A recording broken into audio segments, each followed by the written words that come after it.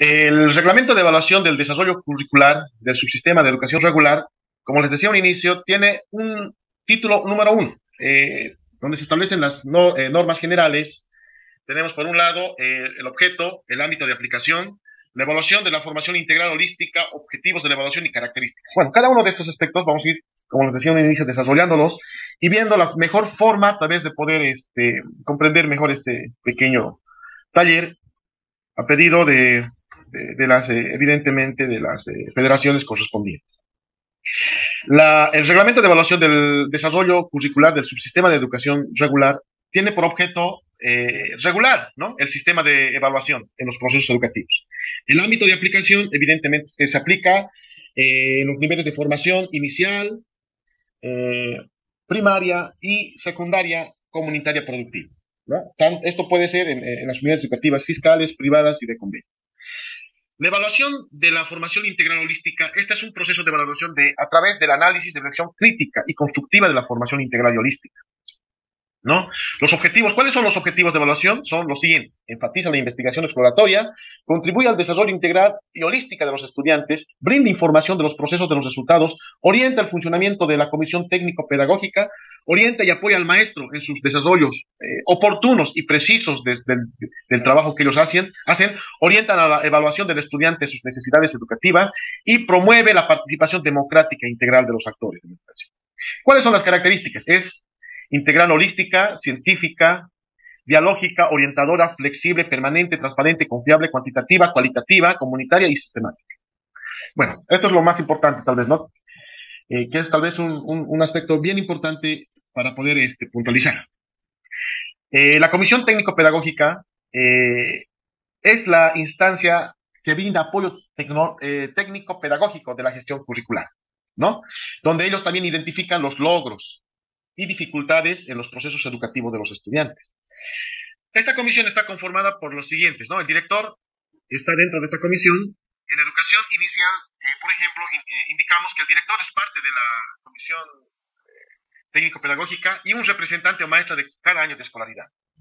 En educación primaria, comunitaria vocacional, de la misma manera, el director, directora es parte de esta comisión y también un representante de los maestros, maestras por año de escolaridad.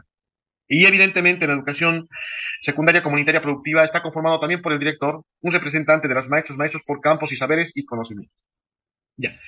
Esta comisión tiene la siguiente estructura. Tiene un presidente, un secretario, ¿cierto?, que son elegidos evidentemente por los maestros. En las unidades educativas asociadas que cuenten con uno o más maestros, estos serán responsables de la comisión técnico-pedagógica. Funciones. ¿Cuáles son las funciones de la comisión técnico-pedagógica? Como, por ejemplo, está uno, conocer temas pertinentes al desarrollo de los procesos educativos. Dos, la comisión de alguna manera identifica, detecta las debilidades de limitaciones de los estudiantes. Tres, tienen ellos que programar, realizar sesiones con los maestros en coordinación con el director, apoyar a los maestros en sus gestiones curriculares, programar reuniones a mediados de cada trimestre. No se olviden de este aspecto, es importante. Convocar a los maestros y padres de familia para que asuman responsabilidades compartidas. Realizar reuniones trimestrales de forma obligatoria, convocatoria de la dirección. Analizar e informar a director, directora sobre las necesidades de brindar una atención permanente de los logros y evidentemente holísticos, ¿no? Promover toda información, proveer de toda información necesaria a todos los actores educativos, elaborar actas de cada reunión, sesión que se tenga, presentar informes a la director de algunas sugerencias, soluciones que beneficien a los estudiantes. Sí o sí se tiene que promover el intercambio pedagógico. También otro aspecto importante está presentar en coordinación con el director informes a la Defensoría de la Niñez sobre aquellos casos en los cuales los padres no apoyan a sus hijos en las situaciones pedagógicas, ¿no? Recoger, analizar la información, identificar, valorar las capacidades, cualidades, potencialidades del estudiante, conocer, socializar y dar cumplimiento de manera oportuna al presente reglamento. Bueno, eso serían, por un lado, las atribuciones o las funciones que tiene la Comisión Técnico-Pedagógica. ¿Quiénes son los actores de la educación? Está, por un lado, el director, está los profesores, los estudiantes y evidentemente los padres de familia. Esos son los actores, ¿no? Y para cada uno de estos aspectos también se tiene cuáles son sus principales funciones o responsabilidades en todo caso. El director, directora, la directora o el director, ¿no es cierto?, de unidad educativa, tiene que realizar el seguimiento en acompañamiento con la comisión técnico-pedagógica, los maestros, maestras, en los procesos y estrategias educativas. 2. Evaluar la aplicación de metodologías, uso de recursos materiales. 3. Realizar el apoyo seguimiento al desarrollo curricular. 4. Revisar y centralizar la información de los resultados de evaluación de los estudiantes por año de escolaridad. 5. Analizar los casos de estudiantes con discapacidad o dificultad del aprendizaje extraordinario, ¿cierto? Para que estos estudiantes puedan recibir de forma oportuna una educación tal vez integral por parte de los profesores, ¿no? Informar sobre los resultados de la información integral de los estudiantes.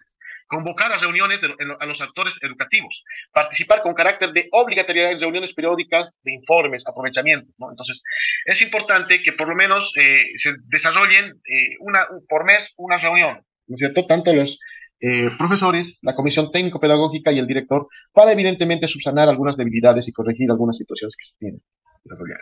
Particularmente con estudiantes que tienen dificultades en el aprendizaje, ¿no es cierto?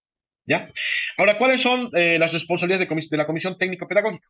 Analizar los casos remitidos por el director, coordinar acciones evaluativas y apoyo pedagógico, informar al director, directora los recomendados sobre acciones, resultados que deben asumir, registrar en actas los resultados de las reuniones. ¿Cuáles son las responsabilidades del maestro? Son varias, ¿no? Analizar, reflexionar, valorar procesualmente las actividades, estrategias a desarrollar, registrar la información de los resultados obtenidos, informar, comunicar oportunamente a los estudiantes. O sea, ningún maestro no puede negar el derecho de informar sobre las notas. Si algún estudiante se presenta y dice, profesor, quiero saber mi nota, entonces el maestro está obligado a informar sobre el proceso, sobre el estado de la situación del estudiante. Brindar información en cualquier momento sobre el desarrollo, tanto estudiantes, tutores y padres de familia. Reportar informes de evaluación de manera permanente, registrar las calificaciones de la libreta electrónica. Ellos tienen que registrar las calificaciones, ¿no? Los maestros, en el caso de los maestros de inicial, comunitaria, primaria, son responsables del registro del sistema CIE, los maestros, tanto en inicial como en primaria. En secundaria, de la misma manera, el responsable del registro de las notas es el maestro, ¿no es cierto? Bueno, por otro lado, la generación de archivos digitales es importante, una de sus responsabilidades, la impresión de libretas electrónicas. Al margen de poder registrar en el sistema CIE, los docentes tienen que tener un archivo digital y también impreso sobre los procesos educativos de los estudiantes. También los profesores tienen que convocar oportunamente a los padres y madres, tutores, para dar a conocer sobre la situación y el estado evidentemente del desarrollo curricular que cada estudiante tenga. Informar oportunamente al director, padres de familia, tutores, algunos estudiantes que no asistan a clases, ¿no es cierto? Eso es importante, por un lado. Por otro lado, las y los estudiantes tienen las siguientes responsabilidades: participar de forma activa en todos los procesos educativos, solicitar información sobre su estado, sobre su proceso de aprendizaje, comunicar oportunamente a su mamá, papá, tutores sobre cuáles son los logros y dificultades, promover actitudes de transparencia y no discriminadoras ni patriarcales de interrelación. ¿Cuál es la responsabilidad de la madre y padre? Uno, brindar la información a sus hijos sobre que tienen que asumir responsabilidades en los procesos educativos, realizar seguimiento permanente a sus hijos, hijas, ¿no? No solamente dejarlos, inscribirlos en el colegio, sino que tienen que realizar un seguimiento oportuno y permanente. Tienen que conversar con el director, con los profesores, tienen que intercambiar información para la mejora de sus hijos, ¿no? Tiene que haber un diálogo reflexivo en sus hijos y sus hijos asumiendo acciones para superar las dificultades y tienen que asistir de manera puntual, responsable a las reuniones convocadas, ¿no? De todos modos, en las unidades educativas se ha podido trabajar en el sentido de la hora de visita de los papás. Ese momento es importante para que el profesor pueda brindar información necesaria del estado y proceso del estudiante. En función de eso, y es obligación netamente del padre de familia asistir a estas reuniones, a convocatorias evidentemente de los profesores, ¿no? Bueno, vamos a hablar así de la educación inclusiva. La educación inclusiva, evidentemente, es un proceso de detección, valoración de los estudiantes con discapacidad. Primero, se detecta estudiantes con discapacidad, dificultades del aprendizaje, o tal vez pueden ser, en todo caso, estudiantes con talento extraordinario, en coordinación con los centros educativos especiales. En casos que se considere necesario, se realizará la evaluación integral, ¿no es cierto? En algún momento, la comisión técnico-pedagógica y evidentemente un equipo de profesores tendrán que formar una valoración, o tendrán que realizar una valoración integral, un equipo multidisciplinario, para evidentemente atender a estos estudiantes, evidentemente en coordinación con los centros de educación especial, ¿ya? En el caso de estudiantes con discapacidad intelectual, las recomendaciones de la evaluación integral diagnóstico es preferentemente más importante y obligatorio para el desarrollo de sus procesos educativos y permanentes. El desarrollo de estos procesos educativos para personas con discapacidad es netamente estratégico y también se tienen que implementar adaptaciones curriculares, ajustes razonables, ¿no es cierto? En el caso, por ejemplo, de estudiantes que utilicen la lengua de señas, braille, el uso de materiales didácticos que mejoren los procesos de aprendizaje. Las y los estudiantes matriculados en diferentes niveles estarán sujetos al cumplimiento de todos los aspectos establecidos en el presente reglamento. La incorporación de estudiantes, de niñas en desventaja social. Cabe mencionar que la incorporación de estos niños, niñas en desventaja social, ¿cuáles son los niños considerados con desventaja social? Aquellos estudiantes, niños, que hayan sufrido algún tipo de violencia, ¿no es cierto? Víctimas de tráfico, algunos padres que están privados de libertad, algunos estudiantes que tienen discapacidad en responsabilidad penal, por ejemplo, ¿no? Algunos estudiantes que trabajan también. Entonces, es importante conocer que estos estudiantes también pueden incorporarse al sistema educativo, siempre y cuando es responsabilidad de esta autorización el director. El director es quien, de alguna manera, deberá proceder conforme a lo establecido en la normativa vigente, el que autoriza, ¿no es cierto? Luego de la autorización de estos estudiantes, la comisión técnico-pedagógica hace la valoración respectiva, ¿no es cierto? Más o menos en qué grado de conocimiento están. Posteriormente, la comisión técnico-pedagógica elaborará un informe respectivo a los resultados de calificación cuantitativa y cualitativa de estos estudiantes. Posteriormente, la comisión técnico-pedagógica elaborará una prueba escrita, guía de entrevista, otros instrumentos determinados por la directora con base al logro de los objetivos holísticos. Seguido de eso, de la valoración de los criterios de evaluación, se elaborará un acta. La comisión técnica pedagógica redactará un acta donde se establecen los resultados de la valoración cuantitativa y cualitativa. Seguidamente, se elaboran los actas supletorios de promoción, ¿no es cierto? ¿Esto qué quiere decir? Con base a la valoración efectuada por el maestro o maestra de las áreas y saberes del conocimiento, la directora redactará el acta supletoria que reemplazará a la libreta electrónica una vez que este estudiante con desventaja social ingrese. Es, por un lado, valorado. Por un lado, se tiene el informe de la Comisión Técnico-Pedagógica, donde informa los logros y las dificultades que tiene. Se elabora los criterios, se elabora una prueba escrita, una entrevista, alguna situación, algún instrumento que pueda ayudarnos a valorar el grado de conocimiento que tenga. Posteriormente se redacta un acta de inscripción, posteriormente se desarrolla o se redacta un acta supletoria que tiene carácter de libreta electrónica y tiene el mismo valor y legalidad de una libreta electrónica. Entonces, este es el procedimiento para esos estudiantes en desventaja social. El acta supletoria deberá ser firmada y archivada por el directora de unidad educativa. La promoción a través de estrategias de nivelación para la población en desventaja social se aplicará solamente hasta niñas, niños, al grupo etario un grado de escolaridad que le corresponde. ¿Esto qué quiere decir? Por ejemplo, si digamos un niño o niña en desventaja social tiene 8 años y evidentemente tiene la necesidad de ingresar al colegio, a la escuela, en todo caso, perdón, entonces el niño de 8 años estará pues en tercero de secundaria. Entonces la comisión, el director, tienen que desarrollar todos estos aspectos para llegar a la conclusión del acta supletoria y nivelar al estudiante por situaciones evidentemente de desventaja social, ¿no? La validez legal del acta supletoria tiene un valor legal igual a la libreta, como decíamos anteriormente. Las madres, padres, tutores tienen que asumir un compromiso de responsabilidad en los procesos de formación de sus hijos. Y la capacitación del maestro personal administrativo es netamente responsabilidad del Ministerio de Educación, como indica en el artículo 20. La nivelación por rezago. La nivelación por rezago se realiza siempre y cuando se realice 2 o más años de edad, a diferencia del grupo etario, como les decía anteriormente, ¿no? El presente reglamento será aplicado a estudiantes que provengan del extranjero.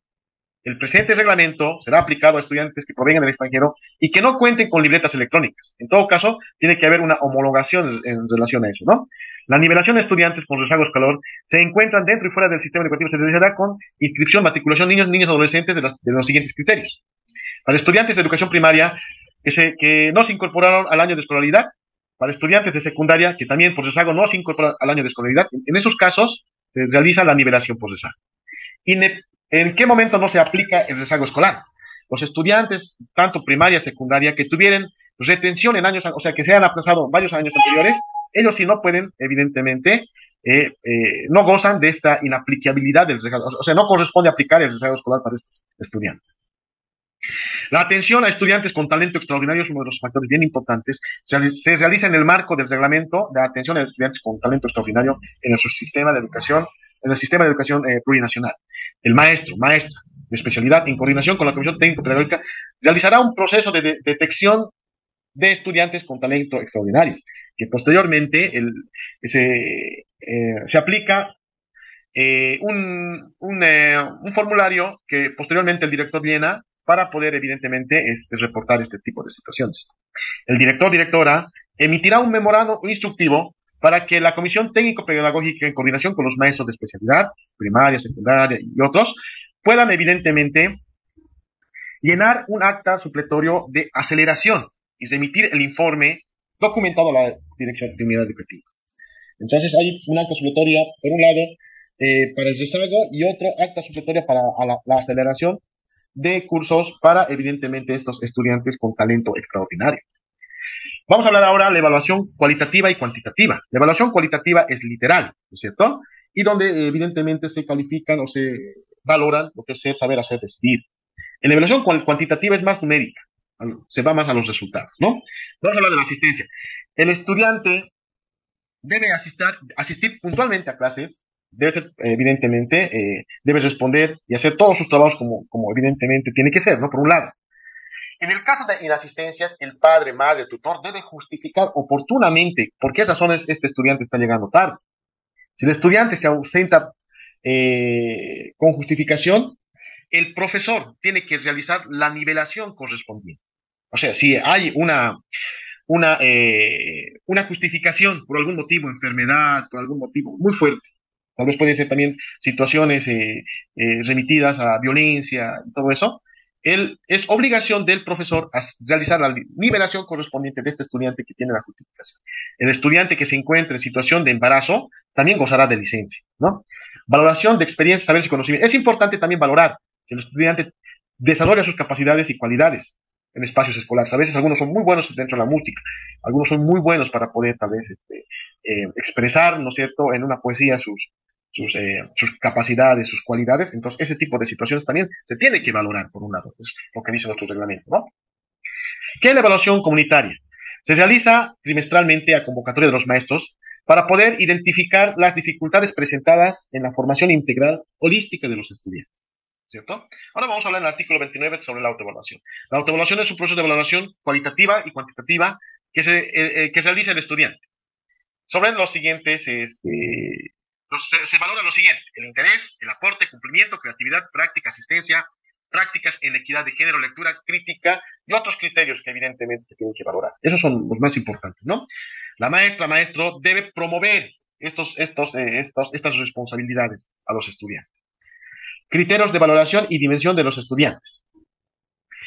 La valoración de las dimensiones estará orientada a la valoración integral y holística, ¿no? Ahí hablamos, por ejemplo, el ser, saber, hacer y decidir. Un poquito vamos a repasar, pese a que ya somos expertos en esta situación. El ser es el conocimiento, desarrollo, práctica de principios, valores, la integridad, el desarrollo, el fortalecimiento de identidades, relaciones interculturales, el desarrollo y formación de sus aspectos espirituales. Saber, se valoran los saberes, conocimientos previos, saberes y conocimientos técnicos, tecnológicos, los saberes, conocimientos adquiridos durante los procesos educativos. Hacer, se desarrolla el desarrollo de habilidades, el uso y manejo de las prácticas adquiridas, procesos y procedimientos técnicos orientados a la producción y el desarrollo de la investigación. Decidir, es el desarrollo y la formación de la voluntad, de los sentidos comunitarios de la vida, pensamiento crítico propositivo, la participación activa, compromiso social, la capacidad de emprendimiento social económico, la promoción por el cambio de transformación de la realidad y se evaluará en complementariedad con el ser, ¿cierto? En relación con el saber y hacer. Vamos a hablar sobre la adecuación del año de escolaridad. Están orientadas generalmente a inicial, educación primaria y secundaria, de acuerdo a los planes y programas de estudio, los objetivos que se tienen que alcanzar y evidentemente a los procesos educativos. Los perfiles de salida es algo tal vez nuevo. Eso describe y explica las capacidades, cualidades, potencialidades alcanzadas del estudiante durante, puede ser trimestralmente o puede ser anualmente, ¿no? Ahora vamos a entrar al título 2, evaluación de los niveles de formación. La evaluación inicial, ¿qué es la evaluación inicial? Es la cualidad, es el proceso de desarrollo de las capacidades, cualidades, potencialidades, ¿cierto? El proceso o la evaluación inicial tiene las siguientes características. Se realiza una vez, evidentemente, iniciada los procesos educativos, y la evaluación en educación inicial, en educación primaria, en educación secundaria, tienen que tener relación siempre a las dimensiones del saber, ser, saber, hacer y del decidir, en función de eso, ¿no? Y las formas de evaluación inicial en familia comunitaria presenta tres aspectos. Por ejemplo, la evaluación en inicial tiene tres aspectos. La evaluación que realiza el maestro, maestra a niños, niñas, tiene un carácter de inicio diagnóstico permanente y continuo y de los logros del aprendizaje. Posteriormente también se tiene la evaluación, una autoevaluación y una evaluación comunitaria. ¿No es cierto? La evaluación de los maestros, maestras, tiene los siguientes grados, ¿no? Desarrollo pleno, desarrollo óptimo, desarrollo aceptable y desarrollo en desarrollo. Esos son los criterios de evaluación, ¿no? La autoevaluación deberá brindar apoyo a los niños y niñas en diferentes estrategias desde el inicio y en el proceso. Eso ya hemos hablado, ¿no? La evaluación comunitaria se desarrolla en el marco del presente reglamento. No puede ser trimestralmente y uno anualmente, ¿no? También hay una comunicación con los padres de familia, un registro de la evaluación cuantitativa y la evaluación cualitativa de las dimensiones. Ya. Tanto en primaria tanto en inicial como en primaria es lo mismo, ¿no? Igual, en primaria tiene las siguientes características. La evaluación para los maestros a estudiantes es inicio, diagnóstica, permanente, continua y de los logros del aprendizaje. También tiene una autoevaluación y una evaluación comunitaria. De la misma manera, es de carácter procesual, continua, ¿no es cierto? La evaluación, ¿no? Ahora, igual, tienen también los siguientes indicadores, en desarrollo aceptable, en óptimo y en desarrollo pleno. De igual manera, ¿no? Esto es un aspecto bien importante que también, la escala de valoración, ¿no? Ser 5, saber 45, hacer 40 y decidir 5 y finalmente la autoevaluación 5, en total 100 puntos. ¿Ya? Bueno, vamos a entrar ahora a un aspecto bien importante que es educación secundaria comunitaria. Del mismo modo que tanto inicial, en primaria, en secundaria, tres aspectos importantes. Las formas de evaluación. Evaluación para maestros, autoevaluación y evaluación comunitaria, ¿no? Ya habíamos dicho, la evaluación es continua, permanente, en todo momento, y también tiene carácter integral holístico a los estudiantes. Otro aspecto importante en la escala de las dimensiones, la autoevaluación de las y los estudiantes se realiza en las dimensiones de ser y decidir, sobre 5 puntos. Ya no es como antes, sobre 10, sobre 5 puntos, ¿no? Sobre este carácter. Ser 5, saber 45, hacer 40 y decidir 5. Autoevaluación 5, en total 5. Del mismo modo, estas son las características o los indicadores en desarrollo aceptable, desarrollo óptimo y desarrollo pleno, ¿cierto? Según las escalas 50, de 51 a 68, de 69 a 80, de 85 a 100, en función de eso. Promoción y retención. Los estudiantes obtengan promedios menores de 51, ¿no es cierto? Serán retenidos, ¿ya? Entonces eso hay que tomarlo en cuenta. En caso de estudiantes retenidos que no hubieran alcanzado el promedio de aprobación, deberán indicar que la inscripción para ese estudiante es automática. Por decir, si el estudiante es reprobado este año, muchas veces se opta, ¿no? Cuando reprueban 1, 2 o hasta 3 años, en algunos colegios se les envían a otras unidades. Eso no puede ser. El presente reglamento indica que cuando un estudiante es retenido, automáticamente está inscrito para la siguiente gestión. En el caso de estudiantes con discapacidad, de igual manera, su inscripción es automática y evidentemente se tiene que tomar algunos aspectos importantes como acciones metodológicas, adaptaciones curriculares y tienen que tener conocimiento los padres y madres de esta situación. ¿Ya? Fases de evaluación. Decíamos, la evaluación diagnóstica es un proceso de valoración de saberes y experiencias previas, ¿no? Esto se hace al inicio generalmente, ¿no? ¿Ya? La evaluación de los logros del aprendizaje se realiza al finalizar el trimestre mismo que permite diseñar nuevas estrategias para, evidentemente, nivelar los contenidos de superación y algunas dificultades. Acompañamiento. Las y los estudiantes, sí o sí, que algunos presenten algunas dificultades, tienen que recibir apoyo y acompañamiento de los, primeramente, tienen que estar insertos en esta situación los maestros, la comisión técnico-pedagógica, sí o sí, ¿no? Informes. Se realizará la solicitud del directora. Los maestros deberán entregar de manera oportuna los informes, documentos de desarrollo integral de los estudiantes. Los informes presentados en dirección de los estudiantes con valoraciones no deberán ser alterados, por si acaso. Sí o sí tienen que, evidentemente, presentar, ¿no? Informes periódicamente. Seguimiento y supervisión. El director realizará el apoyo o seguimiento oportuno en la elaboración de instrumentos de evaluación. O sea, el director puede sugerir cierto tipo de situaciones, ¿no? Los instrumentos de evaluación oral escrita deberán ser previamente planificados y elaborados a criterios técnicos pedagógicos. La información de los cuadernos pedagógicos debe ser real, coherente. Por ejemplo, si en el PDC indica que en fecha tanto están avanzando un tema, en su registro también tiene que estar, ¿no es cierto? Al margen del registro, es necesario que se utilice un cuaderno pedagógico. En el cuaderno pedagógico, por ejemplo, está netamente el registro de los estudiantes de todos sus procesos educativos. También tiene que estar una copia del PAD, del POA, de las adaptaciones curriculares, del PDC y otros instrumentos que evidentemente se necesita para el buen funcionamiento de las actividades de las unidades educativas. ¿Ya? En el caso de detectarse estudiantes que presenten algunas dificultades, las y los maestros deberán desarrollar estrategias educativas, evidentemente con apoyo de la Comisión Técnico-Pedagógica. Adaptaciones curriculares. ¿Qué son? Son modificaciones, ajustes, que se realizan al currículo organizado, pedagógico, estrategia de metodologías, materiales educativos y otros, ¿no? Estas adaptaciones se realizan tanto a estudiantes con dificultades del aprendizaje, también a algunos estudiantes que por ciertos motivos no asisten consecutivamente a clases, entonces tienen que haber algunas adaptaciones. Apoyo permanente. El apoyo por las y los maestros debe ser permanente y continuo en todo momento. Algunos maestros, por ejemplo, dicen hora trabajada, hora pagada. En realidad no es así. La norma nos indica que tiene que haber un apoyo permanente al estudiante en todo momento. Muchas veces, muchos de los maestros apagan el teléfono y se desconectan, ¿cierto? Y no hacen, tal vez no atienden a los padres, madres que por algún motivo no pueden asistir a clases. Eso también es un error garrafal de los maestros, ¿no? Sí o sí tiene que haber un apoyo permanente, tiene que haber un apoyo complementario, ¿no es cierto? Y evidentemente tiene que haber una información clara y oportuna de los procesos educativos del estudiante.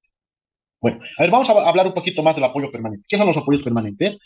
Si la evaluación permanente, ¿no es cierto?, refleja bajo rendimiento, los estudiantes deberán diseñar e implementar de inmediato procesos de apoyo complementarios según un cronograma. Clases de apoyo deben ser realizadas por las mismas. Las clases de apoyo deben ser realizadas por el A y los maestros. ¿No es cierto? Puede ser, si en la mañana trabajan, en la tarde tendrán que realizar su trabajo complementario, ¿ya? Tutorías desarrolladas. En todo caso, las y los maestros, de la misma manera, tienen que realizar unas tutorías para que el maestra de otros niveles tengan conocimiento de qué se está trabajando en los apoyos permanentes que se realizan. Por otro lado, la y los maestros debe hacer un seguimiento, apoyo complementario para el cumplimiento de los objetivos holísticos. Hay que ver, digamos, si estamos realmente cumpliendo como tiene que ser. Artículo 69. Intercambios pedagógicos. La Comisión Técnico-Pedagógica, más el director, deberá realizar un intercambio pedagógico en la evaluación. Mínimamente esto se tiene que realizar una vez por gestión. Las y los maestros desarrollarán la evaluación en su aplicación con estudiantes de otras unidades educativas. Los resultados obtenidos de esta evaluación deben ser socializados y tienen que intercambiar algunas experiencias pedagógicas para fortalecer los procesos educativos de los estudiantes. Vamos a hablar ahora sobre los instrumentos de evaluación y seguimiento y comunicación. El uso de instrumentos de evaluación para la valoración del logro de los objetivos holísticos y perfiles de salida deberán aplicarse en instrumentos de seguimiento que permitan contar con la conformación pertinente y oportuna en lo plasmado, o sea, en el cuaderno pedagógico. ¿De qué aspectos estamos hablando? Por ejemplo, valoración cuantitativa, cualitativa y evidentemente en relación al saber, hacer y el decidir. Esto es también un aspecto importante que tenemos que tomar en cuenta. La libreta escolar es un documento oficial, es un documento legal, constituye un documento de acreditación de promoción de los niños. Comunicación oportuna es lo que les decía. Los resultados de los desarrollos y el aprovechamiento deben comunicarse oportunamente a los estudiantes y a los padres de familia.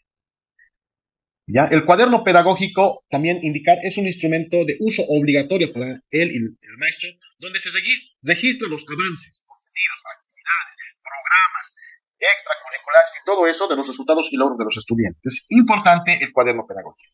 Seguimiento. La directora o el director, conjuntamente con la comisión técnico-pedagógica de los maestros, planificarán y realizarán acompañamiento pedagógico a los estudiantes en todo momento. Entonces, es importante, ¿no? Establecer el acompañamiento como forma tal vez de estrategia para poder nivelar a los estudiantes en los procesos educativos. Bueno, vamos a hablar de las disposiciones generales o adicionales en todo caso. Hay un problema que se presenta generalmente, que la incorporación de estudiantes nacionales y extranjeros provenientes de otros países se registrará a los acuerdos y convenios de homologaciones de los estados respectivos. ¿No es cierto? Por ejemplo, el estudiante extranjero que viene a nuestro país tiene que presentar sus libretas o calificaciones homologadas, ¿no es cierto? Para que evidentemente podamos dar paso a la inscripción. Disposición segunda. Se deberá tener una sola ponderación cuantitativa, no existiendo diferencias en la valoración del mismo tipo de trabajo realizado en los estudiantes, evitando la discriminación. O sea, la valoración y calificación en la evaluación relacionadas a trabajos prácticos, repasos, o sea, todos los trabajos prácticos, repasos, exámenes, deben tener una sola ponderación, o sea, no puede ser para unos una cantidad numérica y para otros otra cantidad numérica, tiene que ser para todos igual, ¿ya? Los trabajos prácticos, informes, otras evaluaciones deben ser realizados por los estudiantes en las unidades educativas, en presencia de los maestros, ya que tiene la finalidad de desarrollar capacidades y habilidades. O sea, todos los trabajos prácticos, queridos colegas, tienen que realizarse en las unidades educativas. Se prohíbe entregar trabajos prácticos plagiados, adquiridos, elaborados fuera de la unidad educativa o realizados por los padres de familia tutores. O sea, todos los trabajos que se realizan tienen que ser en el aula, ¿no es cierto? Por otro lado, la valoración cualitativa y cuantitativa debe ser en relación a la utilidad y funcionalidad y la formación integral de los estudiantes, ¿sí? Más allá de lo estético. Los trabajos prácticos se proyectan y desarrollan en diferentes campos. Deben ser supervisados, acompañados y apoyados por la y los maestros, ¿ya? Muchas veces porque dibuja mejorcito, muchas veces porque el dibujo es de forma estética, a veces se califica. Entonces, en realidad tiene que ser lo que realmente el aprendizaje, se tiene que calificar el aprendizaje del estudiante en función de eso. Y que todos los trabajos tienen que ser realizados evidentemente en el aula, ¿no? Está prohibido también, evidentemente, qué sé yo, dar trabajos a estudiantes que sobrepasen el límite, tal vez, ¿no? De lo cansador y de lo pedagógico, ¿no? Muchas veces se les da 100, 200 preguntas, donde tal vez pedagógicamente no está bien trabajado en funciones, ¿no? Disposiciones de quinta. Las acusaciones, coacciones y otro tipo de actitudes y acciones en contra de los maestros por motivos de reprobación, pérdida de año, sumados a ellos los reclamos infundados sin evidencia de los padres, madres de familia, deben ser atendidos de manera oportuna en instancias pertinentes de acuerdo a la normativa vigente. Entonces, en este aspecto tal vez podríamos indicar a cada profesor, si es que van a tener algún estudiante en reprobación, tienen que tener las pruebas necesarias, los instrumentos necesarios para poder, evidentemente, en cierto momento presentar ese tipo de situaciones y no tener ningún problema posterior. Está prohibida la manipulación de madres, padres, tutores o actores para obligar a los y los maestros a asignar una valoración cualitativa y cuantitativa. O sea, no por presión de los maestros se puede asignar una valoración de lo que no corresponde. Está también prohibida la compensación por error de registro del y el maestro. Por decir, el profesor, finalizando el trimestre, se registra una nota de 51 puntos, siendo que el estudiante tenía más de 70 puntos, entonces esa situación dice, está prohibido la compensación, o sea, no porque este trimestre yo te he colocado menos nota, al siguiente te voy a dar, no, sino que sí o sí se tiene que colocar lo que corresponde. Y si el maestra incumple en esta situación, evidentemente tiene también su sanción en función de eso, ¿no? Sexta. La participación de las madres, padres, tutores a sus responsabilidades en los procesos de evaluación del desarrollo estará sujeta al reglamento de participación social. O sea, los padres y madres de familia tienen también su participación y esta está sujeta a los reglamentos de participación social comunitaria, ¿no? Disposición séptima. Los aspectos técnicos y administrativos no previstos en el reglamento serán regulados mediante instructivos. Disposición de transitoria única. En casos extremos de crisis sanitaria, desastres naturales, la evaluación se realizará tomando en cuenta las siguientes contingencias. Bueno, queridos colegas, esto fue un poquito de la socialización del nuevo reglamento de evaluación de esta gestión 2024. Bueno, tengan todos ustedes tengan un día excelente y Dios bendiga.